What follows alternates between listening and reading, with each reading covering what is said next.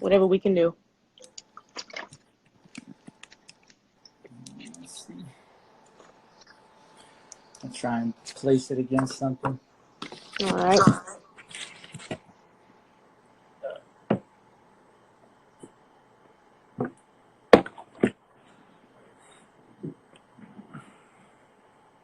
Are we good? All right, we're good. Awesome. All right, guys. So thanks for joining us. If you're still on here, so we got a pretty cool topic, and if you missed this, you're going to replay it later. But basically what we got going today is we got Coach Drew from One Shot Basketball Academy. I'll let us introduce ourselves in just a second. But we have a pretty cool topic today, basically looking at leadership, looking at kind of team dynamics, and we'll kind of unpack that. But we'll have a few topics that we'll go over today. So I'll let you go first, Drew, kind of I guess what you do and what your training business is about. All right, so I'm over here in South Florida, sunny. We're 70 degrees right now. All right. Yes. Basically what I do is I'm a basketball strength and conditioning coach. So my business is called One Shot Basketball Academy, and I've kind of structured it around strength and conditioning. But I can also do skills training. I was a head JV basketball coach for 2 years, varsity assistant coach for 2 years. I know the game very, very well. I decided 2 years ago to create my own business and revolve it more around strength and conditioning, because I do know there are a lot of skills trainers. So I wanted to be known for something different. And I felt like, especially in my area, there weren't a lot of strength and conditioning specialists for basketball players. So, that's what I wanted to do, and that's what I want to be known for. But I can also, teach the game and the skill side as well. That's good. That's unique, because I remember when I first found your page, and you had your own facility. I was super impressed by it, and it looks fun over there. Looks like you have a good facility there. Yeah, we got some pretty high talented elite guys that come in here and train. A lot of them are high school players, local from Broward County. I just got my first college basketball team. It's from a local community college over here called Broward College. I've been training them for the last 4 months. So that was pretty big for me. And, just training a lot of teams and train kids when they get off from school, pretty much. Those are my main hours from 4 to 9 o'clock. Man, that's the dream right there. I love it. I love it. All right, so I'll kind of introduce myself. So basically what I do, I'm a mental performance coach with Heart and Soul Consulting is kind of the business that I started. It's funny, I started off doing skills training, just like a fun fact, but transitioned recently. Once I got my degree in sports psychology and master's, I kind of transitioned to mental training solely. And so what I do is I work one-on-one with athletes and with teams as well, organizations, youth organizations, things like that. And we just go over the mental game, and really what it's about is kind of educating athletes on it. A lot of athletes know about it, kind of admire the mental game, but as far as teaching them the techniques that they can do daily, just like they do with you, Drew, training physically, getting their body right. What I do is I just help them get their mind right on a consistent basis, and it definitely benefits the game without a doubt. So that's what I do. So I guess we'll transition now into kind of the topic. So it's a great topic that me and Drew came up with, and I think you guys are going to enjoy it. But to start off, like I said, we're talking about team dynamics and kind of how individual athletes can definitely affect the team, right? The team chemistry based on their attitudes. And, we talked about that being in a positive way or a negative way, right? So I guess to start out, maybe we can kind of talk about some examples, maybe you've seen through your kind of training and whatnot, as far as maybe talking about negatively, right? So what are things that kind of come up with athletes that really affect the team as a whole as far as the chemistry goes? And I'll let you go first. Oh, man. So, I have a great book to reference for this. If you guys are into reading. It's by John Gordon. It's called The Energy Bus. Yes. But it is a great book. It talks about basically positive energy and negative energy. And I'm going to bring up, kind of like one of his main points in one of the chapters is don't be an energy vampire. Yep. Right? Don't be an energy vampire. And you see that a lot. You have, and I'll go into specifics about almost like my Broward College team. We have guys that come in there every single day. And they come in, they're locked in, they're ready to work out. they give it their 100%. Every single day when they're in there, you don't got to worry about them. Don't got to worry about those guys. But then you have 3 or 4 guys that come in there and they like to, goof off. They won't give you effort sometimes. It's very inconsistent, their effort. Right. And then what they do is they try to bring people down with them. So, if they're not giving energy, they're gonna take somebody from that group of, 10 players that is giving great energy, and they're going to take them and they're going to bring them down to their level as well. Distract them. So basically, you see that a lot, and there's probably a couple of them, and they might even be the best players on your team, which is almost like the worst thing is, they got the most talented players, but they're the ones that don't want to give the most effort, and then, again, they'll start pulling people to their level. So, everybody's almost got to be bought in, and everybody's got to be on the same page, bought into the same goal. I say it a lot. I love this word. It's called harmony. But everybody's got to be in harmony with each other. And if one person's not bought into that goal, it can be poisonous, and it's like a virus. Sure. And you want to try and get rid of that virus soon, as soon as possible, or talk to them individually and try to figure out what's going on.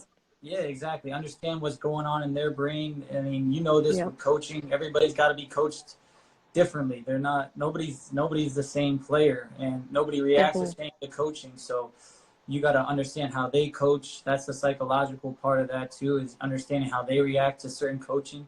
Because one person doesn't respond to yelling like this other person responds to yelling, and you just gotta kind of pick and choose and understand who you're talking to, and then you gotta pull them aside, and sometimes you gotta just lay the law down.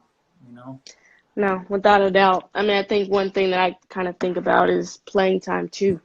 I think that we've seen that happen where one athlete's not getting the playing time and they think they deserve whatever it is, and that negative attitude kind of starts poisoning the team and stuff like that. And I think what we're talking about is kind of that selfish attitude, right? And not understanding kind of the team and kind of what the team is here for, and each role each individual plays and how that's important to the whole, as far as what the mission is for the team. So maybe we can kind of talk a little bit about maybe that experience as far as coaching goes, and how, just how that's handled. Because I think that from the mental side of it, that's something that I run into a lot as well. Kind of how do we figure that out as far as understanding what your role is, accepting that role, embracing that role. It can be difficult, and I think especially going to the higher levels, right? Because I don't know who's watching, but I know I struggle with that too, kind of going from that starting position, and then maybe you play on a club team or you play kind of on a more elite team, and then you're coming off the bench. It's a difficult transition, especially mentally. But I think the attitude and how we respond to that definitely can be difficult. I mean, have you kind of run into that with some players? Oh, yeah, no doubt. Yeah. But I think, again, that comes down to the coach and kind of, letting the player know specifically, what their role is. Make that very known to them right away.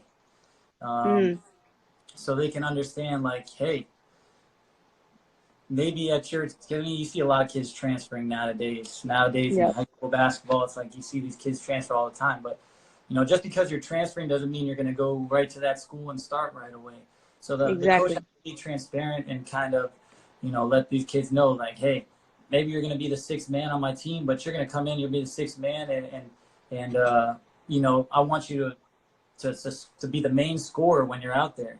Letting them know. I think the more communication, I think it's so important. Just communicating and letting the kids know.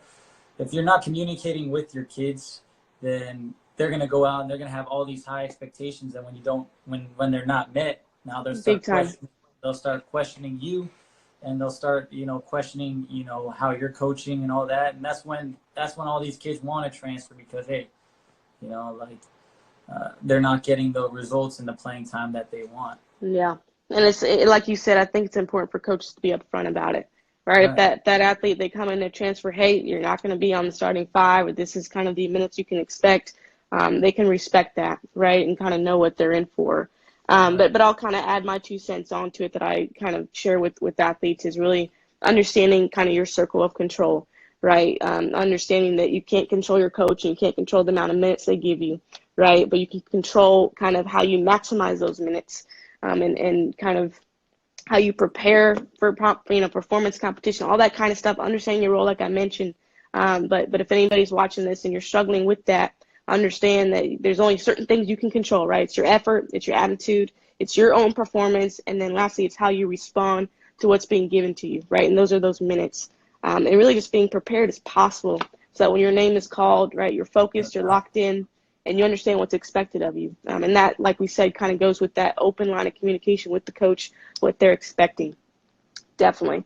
So Sure. let's kind of transition. We'll transition now into kind of positive leadership. That's another thing we want to talk about today, and maybe we can talk about what that looks like, and kind of what goes into leadership. So I'll start first with one thing that I like to kind of really emphasize is really being able to lead yourself.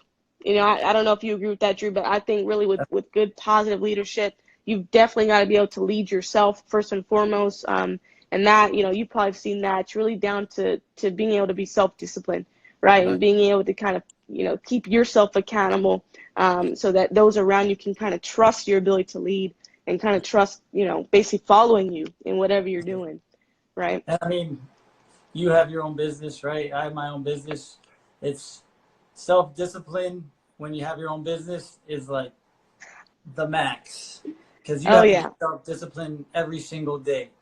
And there's nobody without a telling you doubt. what you can do. There's nobody, that's here over your shoulder, making sure you're doing the right thing. You have to be getting up every single day. You have to be putting the work in. And if you want to see your business grow, it's like it's all on you for the most part. So, Seriously. um, yeah, I mean, you have to be self-disciplined. Um, I mean, as far as being positive and I'm all about positivity. Like I love that's kind of my style of coaching. Yep. I'm not the the get in your face kind of try to get you amped up kind of thing. Hmm. I'm more of let's high fives, shoulder bumps, trying to be as Encouraging. positive as possible, right? I think that's how, and from books that I've read, that's how people like that kind of style instead of the Yep. negative style where they're just continue getting bashed. Like who wants to continue Yeah. to hear that from their coaches? Um, I was, Yep. I think I was reading something or listening to something, and it was regarding the Los Angeles Clippers, Hmm. and they asked Sam Cassell, and the Clippers, you're like, they're not very good. They're not going to be that great this year. They're like, they asked Sam Cassell what their record was going to be after 15 games. After 15 games, and Sam Cassell said they'd be 10-5. And again, this is a Clippers team that you really think about, and you're like, they only have really one person. Hmm. Maybe Lou Williams coming off the bench, and I don't know really, anybody else. He said they'd be 10-5, and sure enough, after 15 games, you look at the Clippers' record; they were 10-5, Hmm. and he said simply why he said that is because everybody's bought in, and we have like a positive energy flowing through our team that Right. we've never had before. So it's crazy, like, and you see it all when you have that positive energy, people feed off of it, and it's just when you have negative energy, people feed off of it, and they don't want to be there. But when you have that positive energy, people are clapping. The energy is Yep. high. You see smiles. You see people laughing. You see Right. people wanting to get after it on the court in the weight room. So you Hmm. know, man, it's so powerful. It's so contagious. You gotta Definitely. communicate. You gotta communicate from the heart. You gotta be truthful. You gotta be honest. And again, from that book, the energy bus. Yep. be a CEO, a chief energy officer. That's what they call it, a chief energy Mhm. officer, the main supplier, whether that's you, the coach, or whether that's a player, you be the main person on your team to provide that energy. It's our job as a coach to be that chief energy officer, Exactly. but you can definitely bring that as well, and you can fire your teammates up and make them want to train just as hard as you. And we need Right. that as coaches. We need assistance with that, because there's times where, again, it is, the environment's just, it's a negative kind of environment. But if we have kids that are in there that are constantly providing that energy, then again, the other kids will feed off of that, and they'll see that and they'll want to do what you're doing. Exactly. No, I agree with 100% on that. And I think just kind of my 2 cents on that. Really, what we're talking about is culture, right? So that starts with the coach, like you said, kind of how they come in, what kind of energy they're bringing to the team. But then, kind of going back to the individual type of thing, also it's the energy and the attitude that athletes bring to the table. So, speaking to athletes out there, be aware, like Coach True said, be aware of your energy because it's contagious, right? So don't come in there feeling, because basically, like we said, it's going back to that selfish attitude, right? That we're not really outward focused. We're not realizing the impact that we're having, on our teammates and kind of just really on the culture of the team. So just kind of being aware of that, understanding how contagious that is, it's so important. I kind of basically I want to kind of add this before we get to the next point is basically the relationship focused type of mentality, type of philosophy when it comes to leadership, right? And I think you're basically kind of highlighted that, and I want to just highlight that too.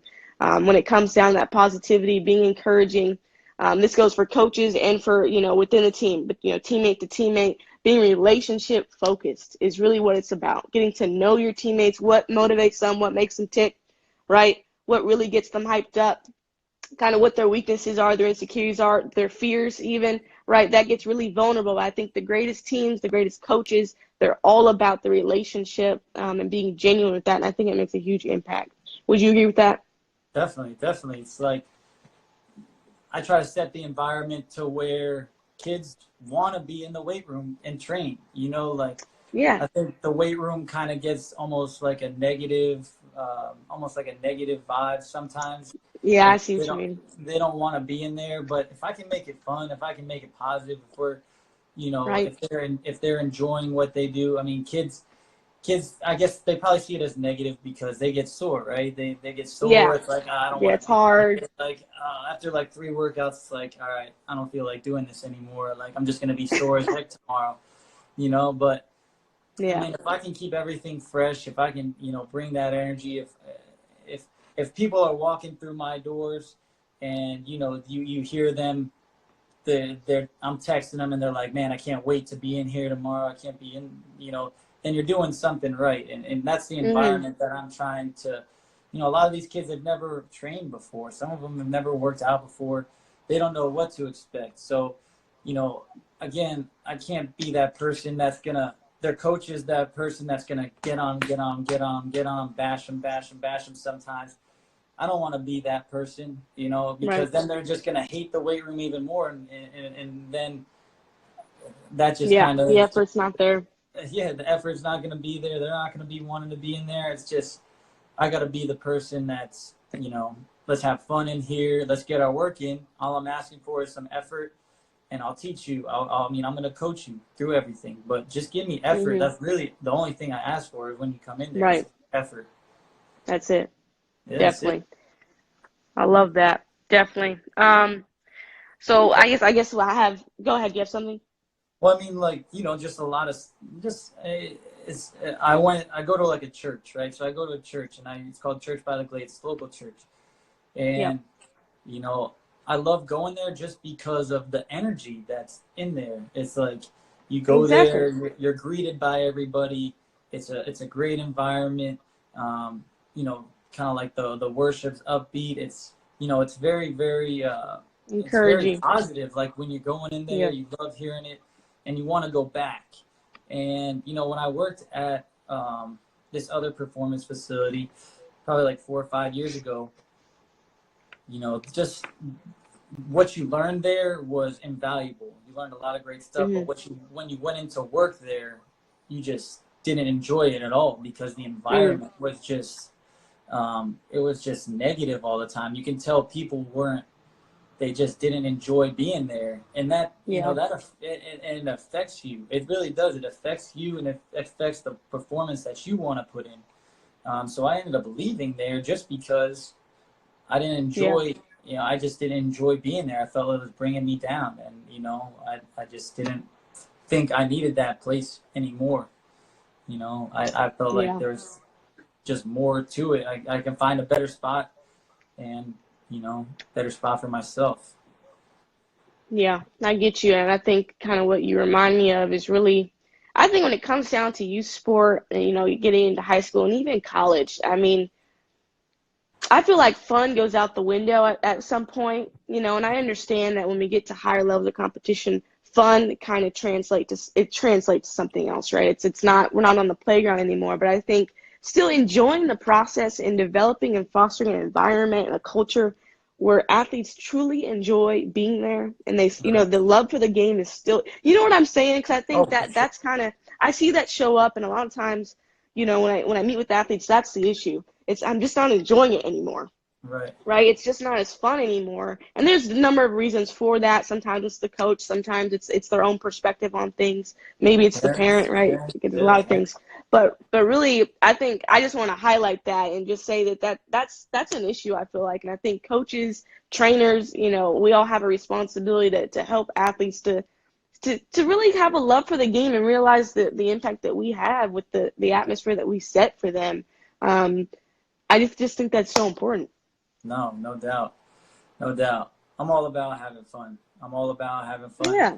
And I mean, it is. It is. Basketball, even like elementary school, middle school parents, it's just like, yo, calm down a little bit. Let these kids enjoy the game of basketball, before, and I tell people this too. It's like, what's the earliest? They're like, what's the earliest I can have my son or daughter training? Their kid's like 5 or 6 years old.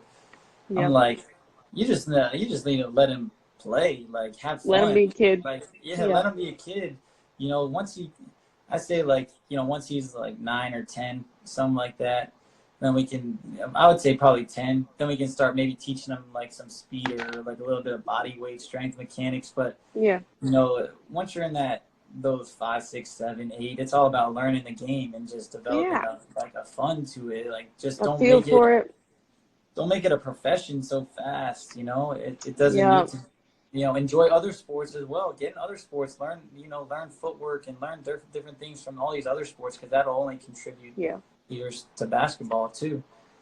No. Yeah. I mean, I think we could go on and on about that one. That one is Yeah. pretty deep as far as, yeah, when kids start getting serious about it. But yeah. So if any parents are watching, let your kids be kids. Let them enjoy the game at an early age, and just understand that the chance for burnout increases the younger you start and the younger that you specialize. So just be aware of that. Um, so leadership styles, maybe we can kind of end this with this, or we can, anything else you got. But leadership styles, I kind of want to dive into that and maybe talk about that. But I think I like to talk about this. I think a lot of times when we think about leadership, when athletes, coaches think about leadership, they kind of automatically think about the vocal leader, right? Kind of that kid that's at the forefront, that's just vocally there, right? I think as a leader and as a coach, I think it's important to be aware of the different types of leaders that could be out there, right? The different types of leadership styles that are out there, and also understanding that being a leader doesn't necessarily mean you have to have a title, right? It's not just the team captain, right? I think great leadership, I think great teams understand that anybody at any given time can be a leader, right? With or without a title, with or Definitely. without status as far as seniority and things like that. Um, but so I just kind of want to touch on that as far as different leadership styles maybe you've kind of seen out there, as far as your coaching and things like that. Yeah, no, you don't need to be vocal to be a leader. You have that silent leader that just comes in every day, brings his hard hat, and just gets to work. That's kind Yep. of who I was almost as a basketball player. Is Yep. I didn't say a lot. I was more silent, but I was there every day. I was getting up early to get my shots in, um, whether that's before practice or early in the morning. So I think people will feed off of that leader as well. Like you said, there are those different kind of leadership styles. Um, where I kind of find what works is I first of all, I don't even think people know what it is to lead really. Like when you tell them like be a leader, like What what does is that that? mean? Like what is like being a leader mean? Like so Yeah. um like even when these kids are juniors and they become seniors and they're like they take that role as like a captain, it's like Yeah. coaches really have to kind of tell these kids maybe in more specific detail, like, all right, here's how I Right. want you to lead. Here's how you can lead. And just a couple points. I think I spoke on it earlier. A couple things that they can do to be a leader and kind of set that tone is, obviously you can go positive words of encouragement. Sure. Encouraging your teammates that way.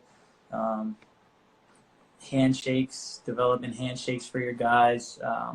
Right. Just Relationship based. clapping it up for them, bringing positive energy, smiling, encouraging, shoulder Right. bumps. Feedback.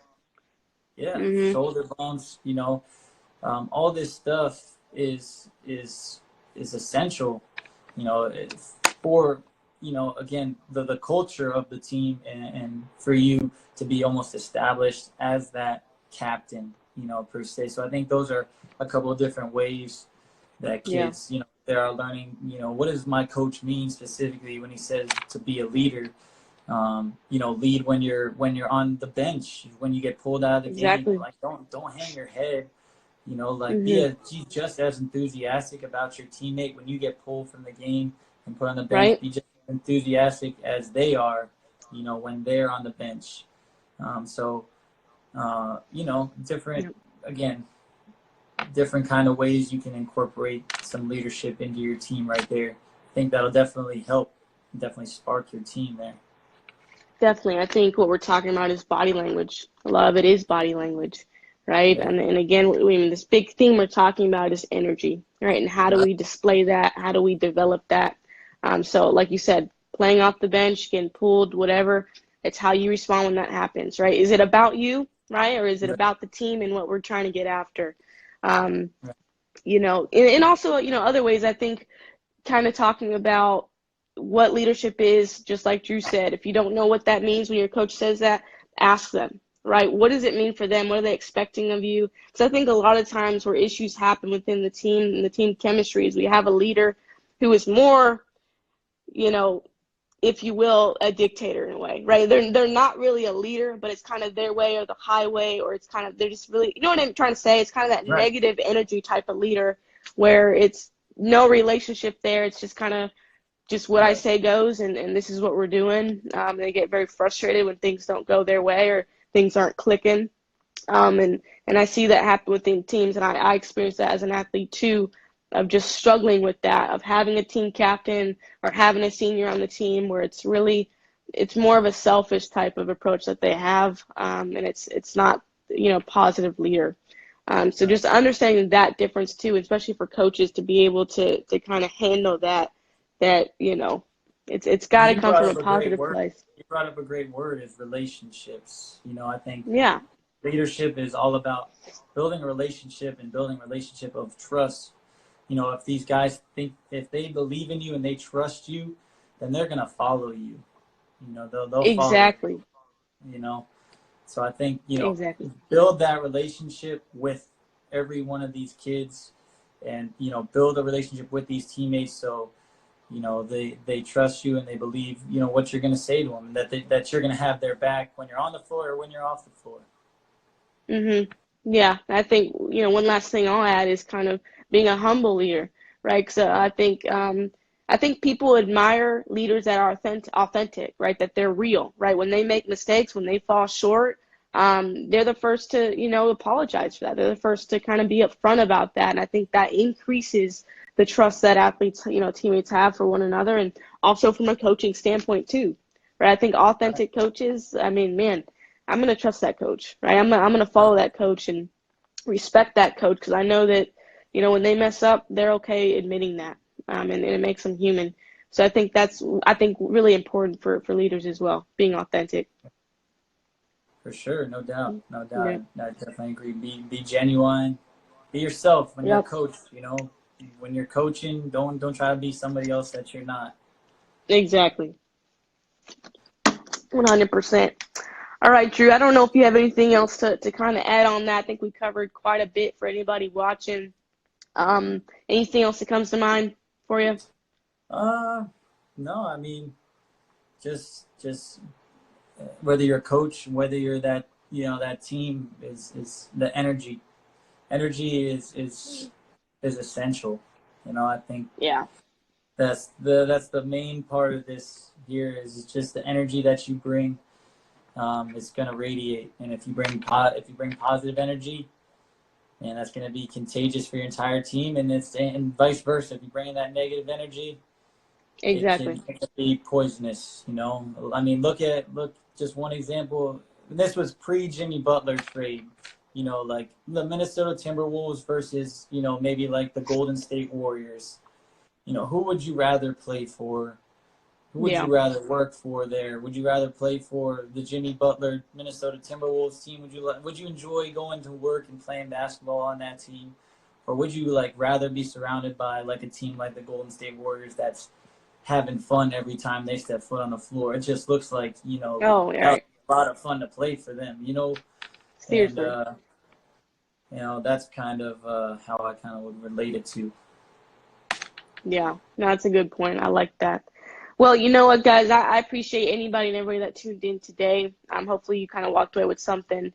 Before we kind of head off, I just want to give us each a chance to kind of basically promote our business, any, basically social medias that people want to follow. But basically, if you guys are interested in mental training, definitely DM me, hit me up, or hit up my website at heartandsoulconsulting.org, and kind of go through there. We can link up and get started with that if you're interested with it. Also, go ahead and follow. I have a project that I just released, the Mental Minute. If you're all about mental training and you want to get introduced to it, and if you're on music platforms, Spotify, Apple Music, all that kind of stuff, go ahead and search the Mental Minute. Follow the Mental Minute on Instagram as well. But basically, it's mental training through your headphones. I think you're going to enjoy. Go ahead and check it out. See what you think. Drew, do you have anything you want to add on to that as far as how they can follow you and link up with you? Follow me on most social media platforms at One Shot BA, One Shot BA. Yep. Subscribe to my YouTube channel. I have videos that I come out with weekly, whether that's on the skills training side or the strength and conditioning side, doing a lot of vertical jump stuff as well on there. And then I also have a podcast called the One Shot Audio Experience for about 10 or 11 episodes in. And, Nice.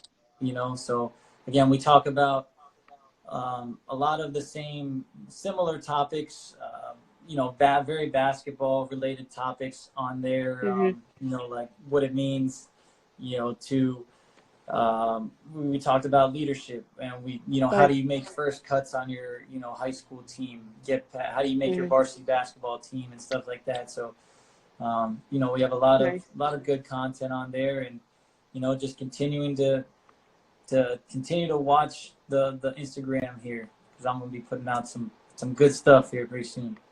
Definitely go check out his stuff. You have great content. All right, Drew, I appreciate it. I definitely appreciate it. We'll link up later. But I really appreciate it. Thanks for doing this with me. My pleasure. See you later. All right, peace. Peace.